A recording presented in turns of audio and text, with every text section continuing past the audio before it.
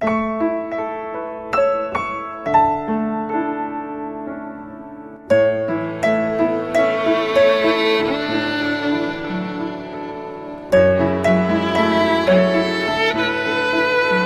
dia, irmãos. Como os irmãos nem todos estiveram, mas a última vez a gente ensinou Mateus capítulo 20. Pregamos ali a palavra do nosso Deus. Então hoje nós vamos continuar de Mateus 20 exatamente no ponto onde nós paramos, tá? Mateus capítulo 20, versículo 29. Peço aos irmãos que trouxeram a Bíblia que abram em Mateus 20. Que trouxeram a Bíblia é redundante, né? Vir na casa de Deus sem a espada, sem a palavra, seria muito descuido. Mateus capítulo 20, versículo 29.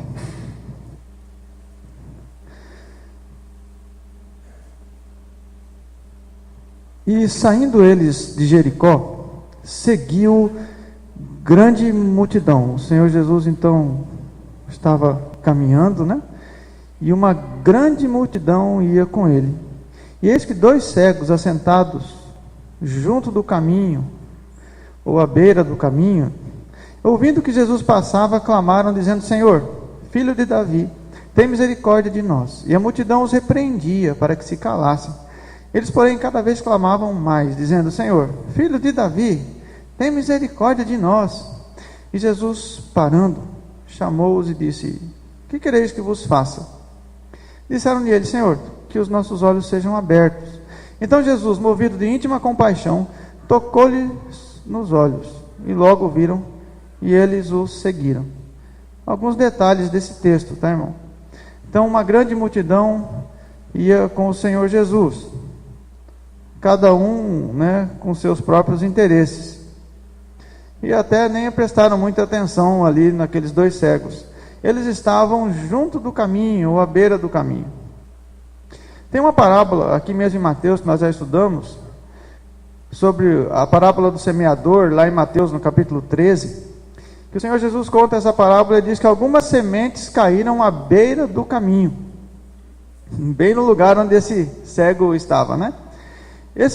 Quando o Senhor Jesus explica essa parábola, lá naquela época, eu não sei se quando vocês vão chegando, a gente vai chegando em Campo Grande, a gente vê que a estrada vai indo assim, e bem do lado da estrada tem uma grande plantação. Naquela época era assim também, né? Tinha a estradinha no meio e a plantação assim do lado. E o semeador, só que a estrada não é como hoje, que é larga, né? Naquela época ela era bem estreita e as pessoas caminhavam normalmente a pé, ou a cavalo, ou de carroça. E conforme iam caminhando na estrada, não tinha asfalto, era terra, né? Mas a terra ela ia ficando batida, de tanto a pessoa pisar, a terra vai ficando batida. E uma terra batida, ela é uma terra dura. Então, quando o lavrador ele ia preparar ali o solo que ele ia plantar, ele passava ali o arado, do ladinho ali da estrada, e arava o chão. O chão que ele é arado, que o disco do arado, ele vai cortando. Ele corta. E aquele chão que foi várias vezes cortado pelo arado, ele fica fofo. Ele fica macio. Ele fica pronto para receber a semente. O Senhor Jesus disse que há 2 tipos de coração. Um coração que foi arado, afofado, pelos discos cortantes, né? Que o Senhor usa para preparar o nosso coração para a palavra. Muitas vezes ele tem que esmagar bastante o coração assim para ver se o coração amolece. Existem algumas pessoas cujo coração não foi arado. A semente então ela não entra, ela bate e fica ali por cima. Algumas pessoas às vezes passam a vida inteira na igreja, mas o seu coração nunca foi arado. Esse cego, apesar de estar ali junto do caminho, ou à beira do caminho, ele tinha um coração arado pelo sofrimento. A vida inteira de cego, naquela época, irmãos, não tinha assim nenhum tipo de segurança, não tinha INSS, ele não tinha direito a nada, ele também não podia trabalhar, ele dependia dos outros. E talvez uma vida inteira de sofrimento fez o coração dele ficar um terreno muito macio. O sofrimento tem essa capacidade de amaciar o nosso coração. Isso é algo muito especial na vida do crente. Nunca despreze o sofrimento que o Senhor te dá. E aquele cego, quando ele ouviu a palavra de Deus, que o Senhor Jesus ia pregando, por ter um coração amaciado, um coração receptivo, ele grita: Senhor Jesus, filho de Davi, eu sei que o Senhor é o Messias, o enviado. Eu estou aqui no meio da multidão, mas eu não sou igual à multidão. Eu tenho uma percepção diferente. Eu percebo que o Senhor é o Filho de Deus. Eu percebo que a tua palavra é a verdade. Eu desejo um relacionamento verdadeiro contigo, mais profundo. No versículo 31, a multidão, ela repreendia o cego. Ela não está muito preocupada com esse tipo de coisa, com esse tipo de declaração, né? Ela mandava o cego: fica quieto, cala a boca, cego, você observa coisas desnecessárias, né? Mas o cego, ele clamava mais e dizia: Senhor, filho de Davi. Ele repetia, ele compreendia que Jesus Cristo é o Senhor, o Messias, o filho de Davi, que Israel está esperando até hoje. E aqui, quando a gente chegar aqui no capítulo 21, a gente vai explicar melhor essa espera que os judeus têm. Então Jesus, por aquela declaração daquele homem cego, ele para, ele ouve aquela oração, aquele clamor, aquele grito, e ele pergunta ao cego: que quereis que vos faça? Porque a oração, o verdadeiro crente, ele deve ser específico naquilo que ele ora. Como a gente às vezes deixa para orar no máximo 5 minutos por dia, a gente ora assim: Senhor, perdoa a multidão dos meus pecados. Você até pode falar isso, mas a oração é algo específico. Você tem que dar nome para o pecado. Você tem que citar um por um. Cada pensamento sujo que você teve durante o dia, você tem que lembrar dele e falar com Deus, para tirar isso, para te curar, e a mim também. E o Senhor Jesus, ele pede àquele cego uma oração específica. Dá nome aí, o que você quer? Você deve conversar com o Senhor Jesus abertamente. Então aqueles 2 cegos disseram: Senhor, os nossos olhos sejam abertos, a gente quer voltar a enxergar, né? E o Senhor Jesus, após essa oração sincera, essa oração que demonstrava muita confiança, porque eles nunca tinham visto, eles eram cegos, como é que eles iam ver, né? Eles também não sabiam muito sobre o Senhor Jesus, porque talvez fosse a primeira e a última vez que eles estivessem ouvindo o Senhor Jesus, porque o Senhor Jesus nunca mais passaria por aquele mesmo caminho. Ele estava indo para Jerusalém para ser crucificado, então ele não ia voltar ali. Talvez essa fosse a única chance que esses 2 cegos tinham. Eles conheciam pela lei judaica que um dia o filho de Davi, o Messias, iam vir.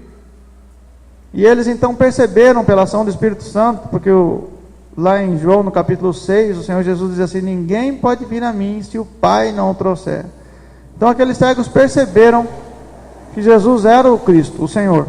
E eles então fazem uma oração verdadeira que toca o coração do Senhor Jesus. E o Senhor Jesus, ele é movido de íntima compaixão. A multidão, irmãos, quando a gente chega aqui no capítulo 21, a multidão, ela não tem essa percepção desse relacionamento mais íntimo que o Senhor Jesus busca com seus filhos. Então no versículo 1, no capítulo 21, quando se aproximaram de Jerusalém, chegaram a Betfagé, ao Monte das Oliveiras, o Senhor Jesus enviou então 2 dos seus discípulos e disse a eles, dizendo-lhes, né?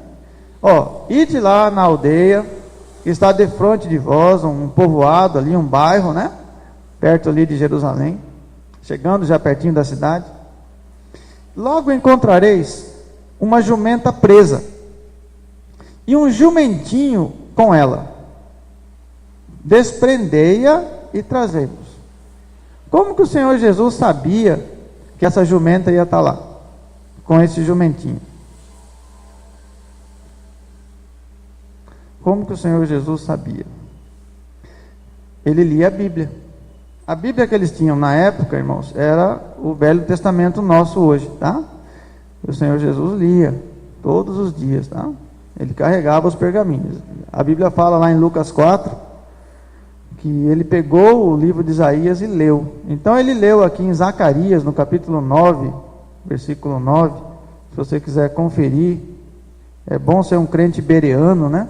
Confere, não fica só acreditando, mas confere. Zacarias capítulo 9, versículo 9, diz assim: alegra-te muito, ó filha de Sião, exulta, ó filha de Jerusalém, eis que o teu rei virá a ti, justo e salvador, pobre. Ele não vai chegar de helicóptero nem de jatinho, né? Mas ele vem pobre, montado sobre um jumento, sobre um jumentinho, filho da mamãe jumenta, né?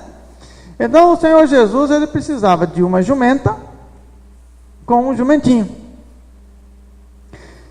Por ser Deus, ele também é onisciente. Ele sabia que ele ia cumprir cada detalhe do Velho Testamento.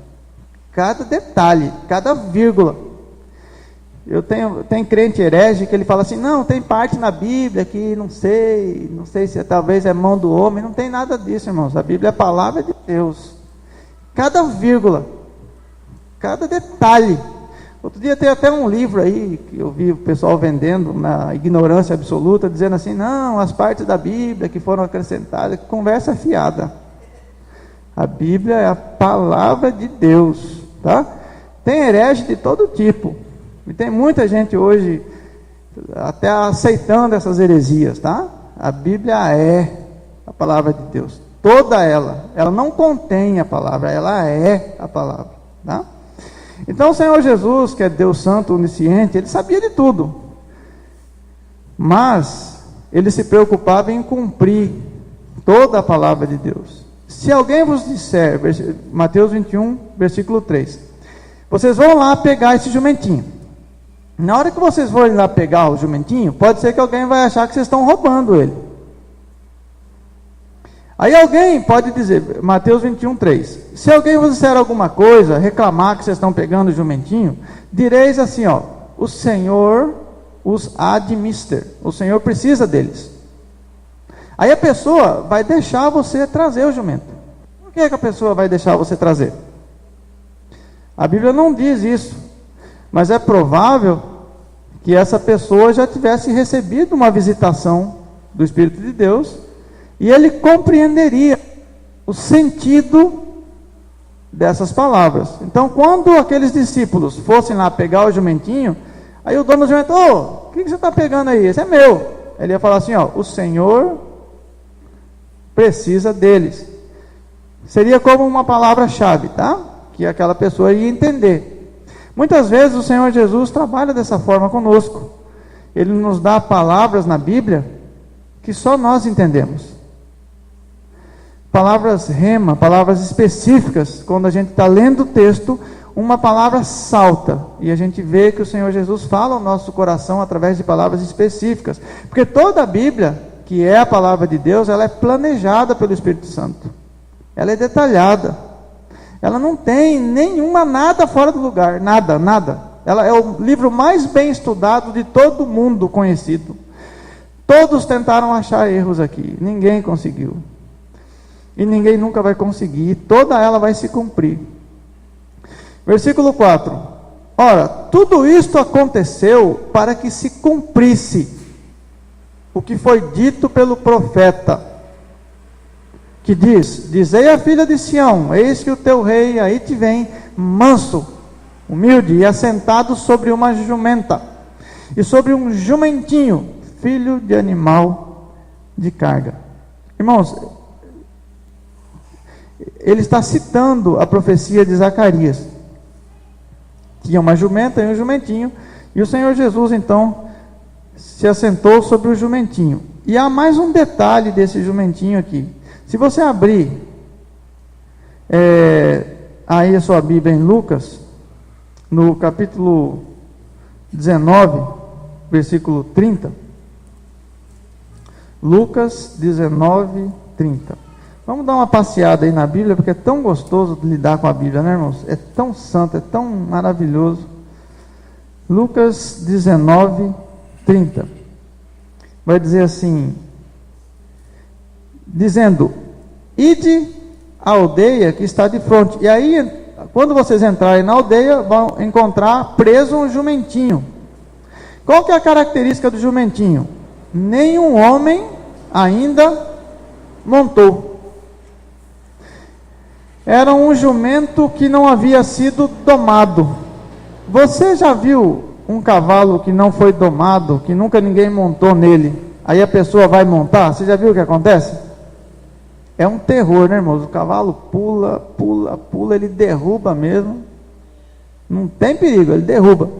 Esse jumento nunca tinha sido montado, mas era uma característica da profecia. Quando aquele jumentinho chegou diante do Senhor Jesus, o Senhor dos céus, da terra, do mar e de tudo que neles há, esse jumentinho que nunca foi montado, ele não podia pular, ele tinha que abaixar a cabeça e dizer: Senhor, né?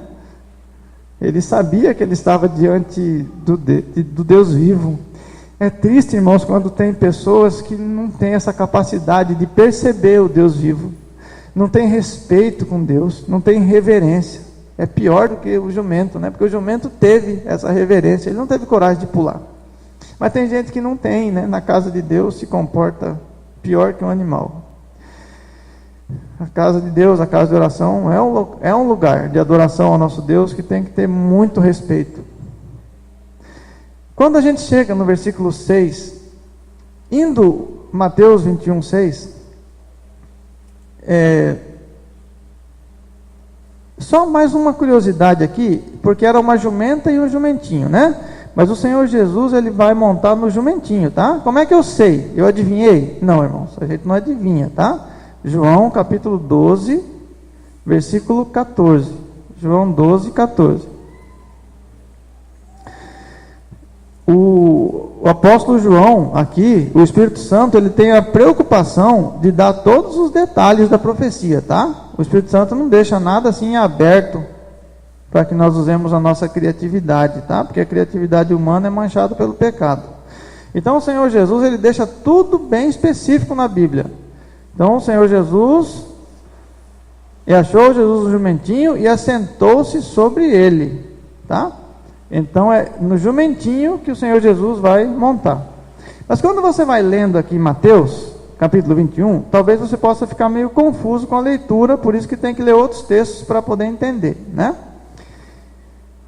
Indo os discípulos, fazendo o que Jesus ordenara, trouxeram a jumentinha e a jumenta e o jumentinho, e sobre eles puseram as suas vestes. E algumas traduções dizem assim: e Jesus assentou-se sobre ela. Aí o cara vai pensar assim: não, então ele assentou-se sobre a jumenta. Não, sobre as vestes que foram colocadas em cima do jumentinho, como se fosse um arreio, uma sela, tá? Então eles tiraram as roupas dele como provas de reverência. Não é tirar toda a roupa, tá? É só a capa, a parte de cima, que eles tinham várias roupas uma em cima da outra, para proteger do sol e do frio que faz no deserto lá à noite, tá? Então eles tiraram a capa, o sobretudo, colocaram em cima do jumentinho, e o Senhor Jesus se assentou sobre ela, sobre a roupa que estava em cima do jumento, tá bom? Aí, olha o que diz a palavra do Senhor. Muitíssima gente estendia as suas vestes pelo caminho. Vamos fazer uma carreata, né? Vamos fazer aí uma marcha para Jesus. Então eles iam colocando ali as roupas no caminho, porque isso era uma forma de homenagear um rei, tá? Quando o rei chegava de uma grande batalha, as pessoas vinham para homenageá-lo e faziam esse tipo de cortejo, né? E outros cortavam ramos de árvores para enfeitar ali o chão e os espalhavam pelo caminho. Então era uma grande marcha aqui, né, para o Senhor Jesus. E a multidão que ia adiante e que seguia, clamava dizendo: Hosana ao filho de Davi. Eles estavam citando, tá, irmãos, um salmo. Se você quiser conferir, como eu sempre falo, confira, tá? Não acredite em tudo, confira. Salmo 118. Vê se realmente aquilo que está sendo pregado, irmãos, está de acordo com a mente do Espírito Santo, a mente de Cristo, né? Aquilo que realmente está ensinado na Bíblia. Salmos, no capítulo 118, versículo 25 e 26. Salmos. Mais uma curiosidade, Zacarias escreveu sobre essa jumentinha. Você sabe quantos anos antes do Senhor Jesus nascer? Mais ou menos 560 anos, tá? Foi que Zacarias escreveu sobre esse jumentinho. Deus, irmãos, os anos para ele não esquece, né? Uma curiosidade também, o Brasil tem quantos anos? Acho que é 500 anos? E 13, né? Por aí, 503. Já é velho o Brasil, né? Agora vocês imaginam que quando Zacarias fez a profecia sobre esse jumentinho, passou 560 anos e nenhuma vírgula mudou.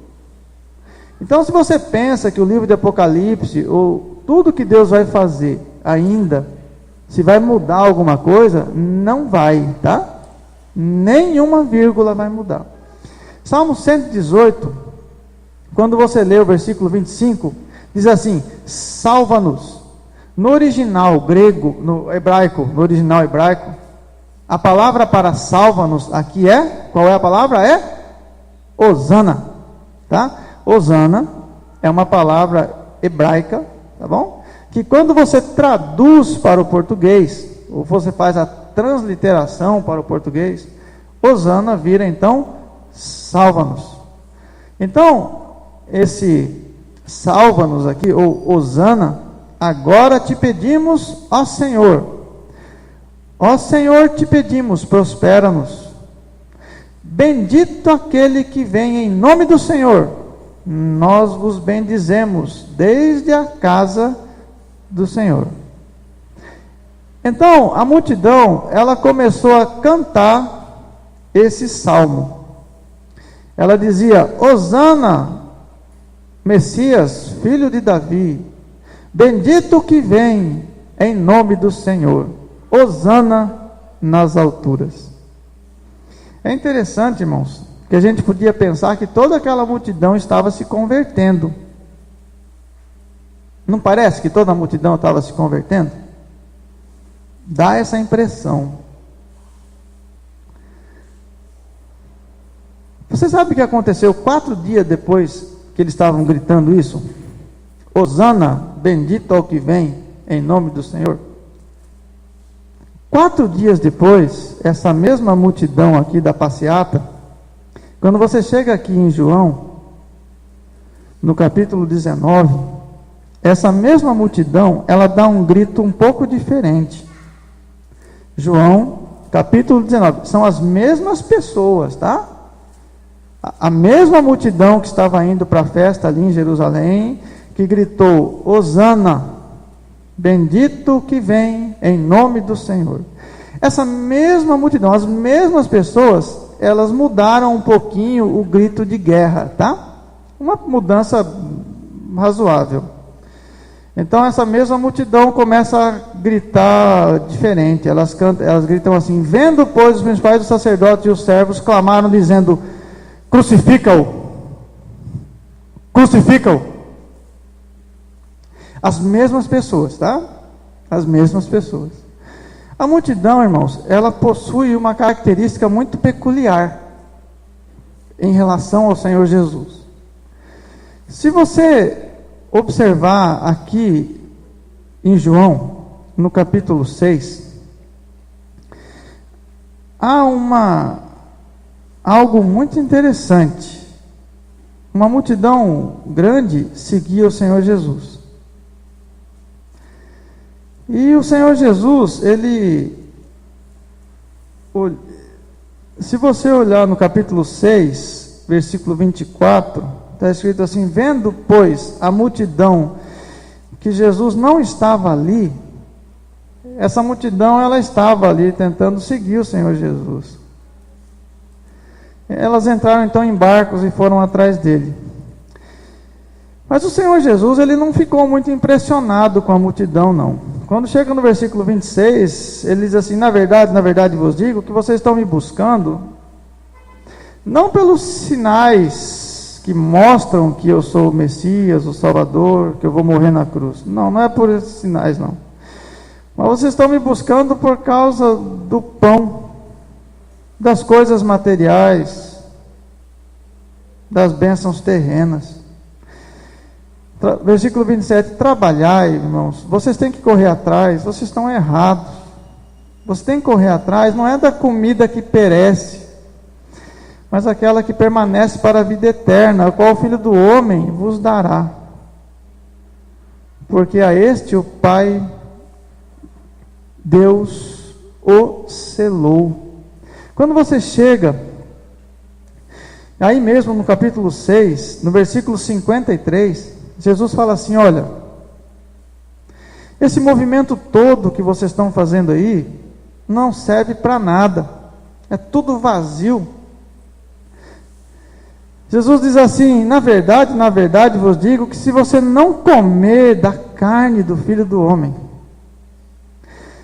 se você não tiver uma relação de intimidade verdadeira, pura e santa com o Filho do Homem, se você realmente não tiver profundidade no seu conhecimento bíblico, na sua caminhada com Cristo, na sua obediência a Cristo, se você não beber o sangue do Senhor Jesus derramado na cruz, se você não compreender isso, se você não estiver disposto a ser crucificado com Ele,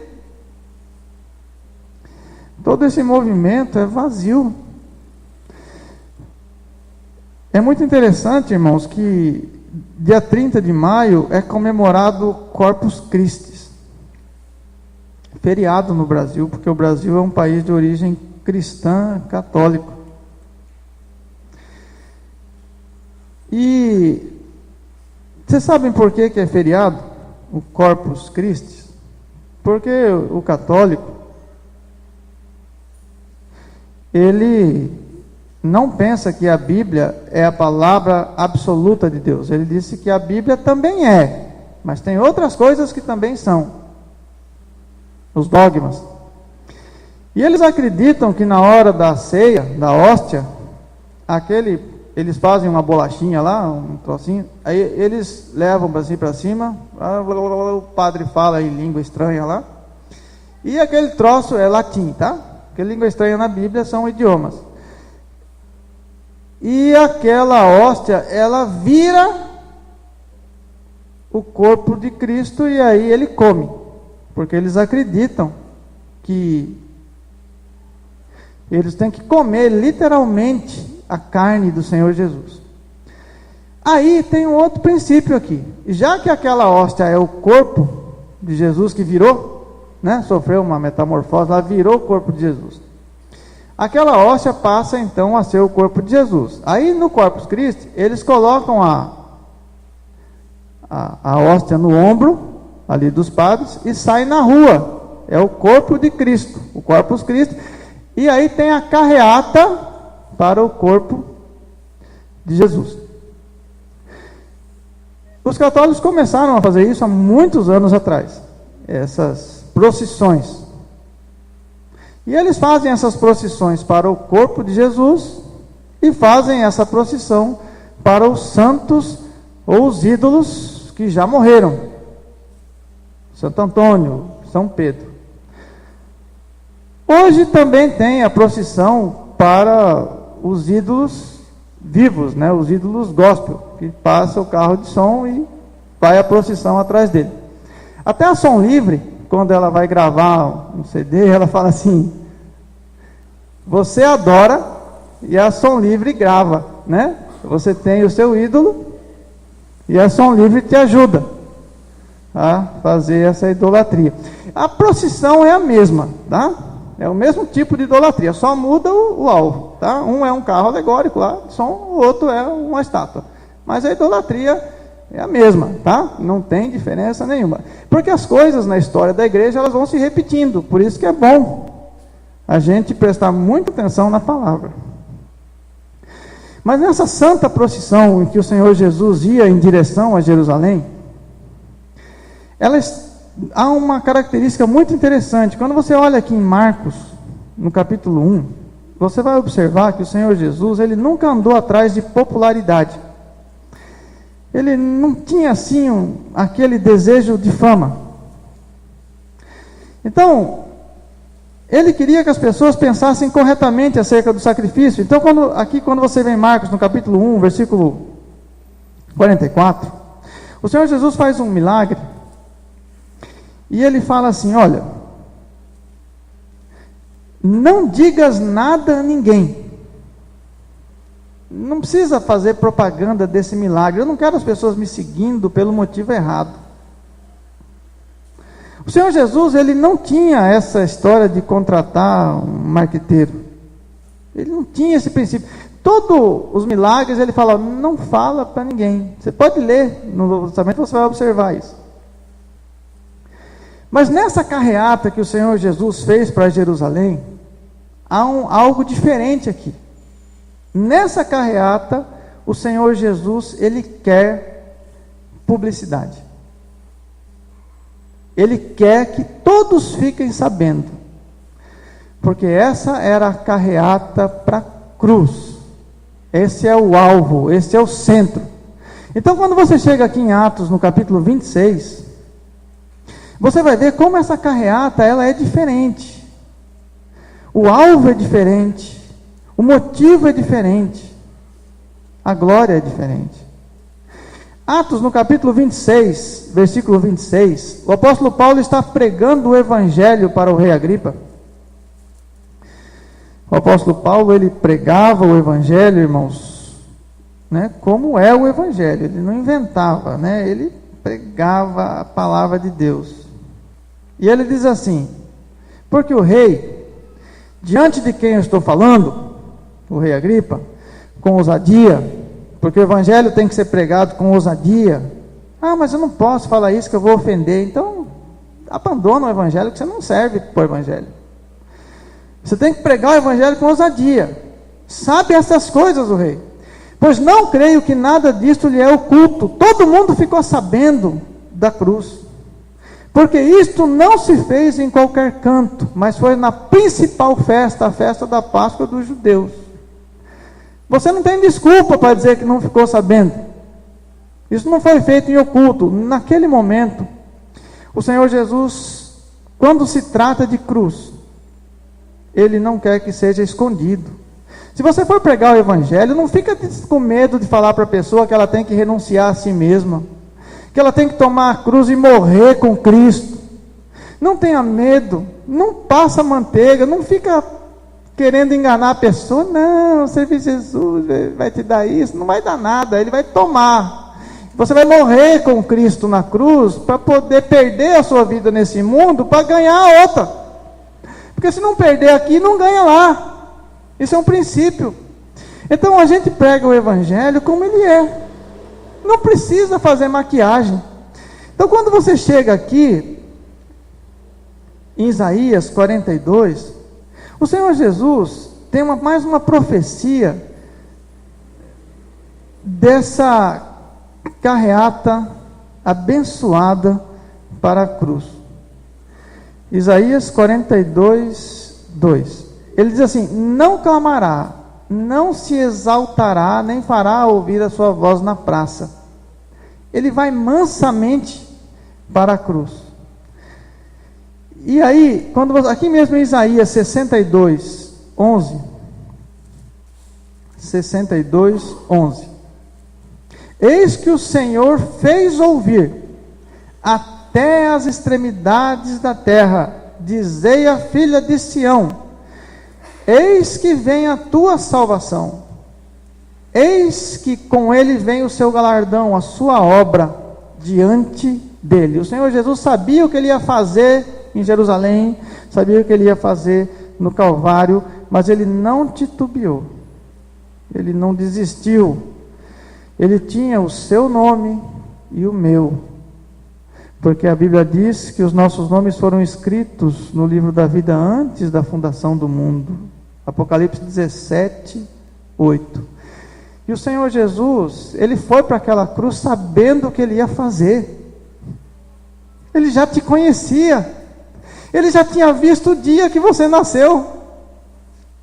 Ele já tinha um plano perfeito formulado para você. Não tem acidente. Não. Ele planejou. Ele sabia o que ele ia fazer. Quando você olha aqui no livro de Daniel, olha só, para terminar, tá, irmãos? Não vão atrasar os professores. Daniel no capítulo 9. Daniel 9, 24. Daniel, irmãos, ele foi contemporâneo de Ezequiel, tá? Essas profecias também foram escritas na época, né, do cativeiro babilônico. E também é nessa faixa aí que nós falamos ali de Zacarias, tá? 500 e pouco anos antes de Jesus nascer. E aqui tem uma contagem de dias. Daniel capítulo 9, versículo 24. 70 semanas estão determinadas sobre o teu povo. Daniel estava recebendo uma revelação do Senhor. Sobre a tua santa cidade, sobre Jerusalém, para cessar a transgressão.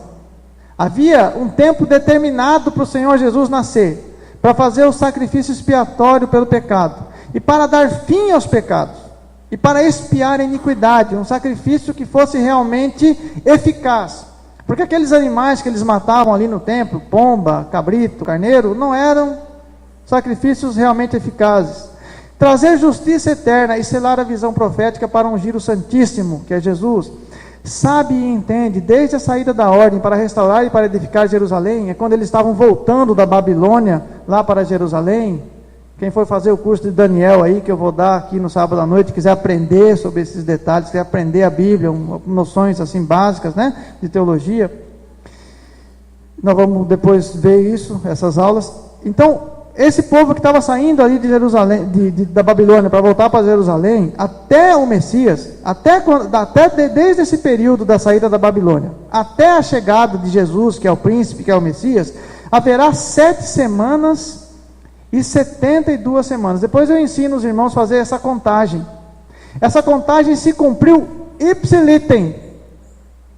Não falhou um segundo. Cada detalhe dessa contagem de tempo se cumpriu quando Jesus veio, tá? A contagem é exata, não tem nenhum nada de fora. Essa entrada dele em Jerusalém significa isso, tá? Que Daniel viu aqui.